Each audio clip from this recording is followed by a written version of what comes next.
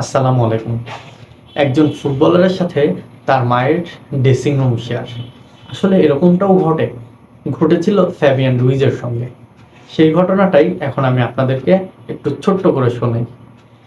Fabian Ruiz স্পেনের এই বিশ্বকাপের এই দলটাতে ঠিকমতো একাদশের সুযোগ পাচ্ছিলেন না। গতকাল পেদ্রি না থাকাতেই স্পেনের এই দলটাতে একাদশের সুযোগ মেলে ফ্যাবিয়ান রুইজের, এবং ফ্যাবিয়ান রুইজ সুযোগটা কাজেও লাগান, তিনি গোল করেন। আচ্ছা, গোল করার পরে কি ঘটে?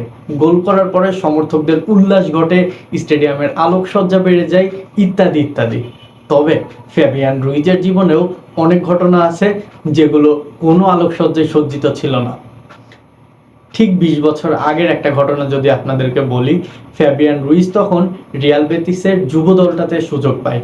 তবে তার যাতায়াতের খরচ বা অন্যান্য যে খরচ, এগুলো দেখার মতো তার বাবা ছিল না। অর্থের অভাবে বা দরিদ্রতার কারণেই তার বাবা তার মায়ের থেকে আলাদা হয়ে কোথাও চলে যান। তবে রিয়াল বেতিসে যে সুযোগটা তিনি পেয়েছিলেন, সেটা কাজে লাগাতে পারলেই হয়তো তিনি এই পর্যন্ত আসতে পারতেন। আর কাজে লাগানোর জন্য যে ছিল সে চেরোপেনা, ফ্যাবিয়ান রুইজেরই মা। ফ্যাবিয়ান রুইজ যখন ৮ বছরের সেভিল শহর থেকে রিয়াল বেতিসে যুক্ত দিল, তখন চেরোপেনা ঠিক এই কাজটাই করলেন যে কাজটা একজন মায়ের করা উচিত। তার মা রিয়াল বেতিসের লকার রুম, ড্রেসিং রুম বা মেঝে সব কিছু পরিষ্কার করার দায়িত্ব নিলেন। ভাবুন, একটা ছেলে যখন মাঠে নামবে, গোল করবে বা ডিফেন্স লাইন আপ ঠেকানোর পরিকল্পনা করবে, তখন তার মা তার লকার রুম পরিষ্কার করবে, তার মেঝে পরিষ্কার করবে, ইত্যাদি ইত্যাদি। ঠিক সেখান থেকেই ফ্যাবিয়ান রুইজ এসেছেন আজ এই পর্যন্ত।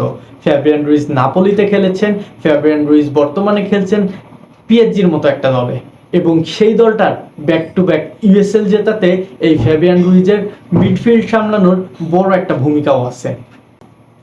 এবার নিশ্চয় আপনি বুঝতে পারছেন, একজন মা সে চাইলে সব কিছু করতে পারে, এবং সে সব সময় চেষ্টা করে তার সন্তানকে উপরের দিকে নিয়ে যাওয়ার এবং সব থেকে ভালো রাখার।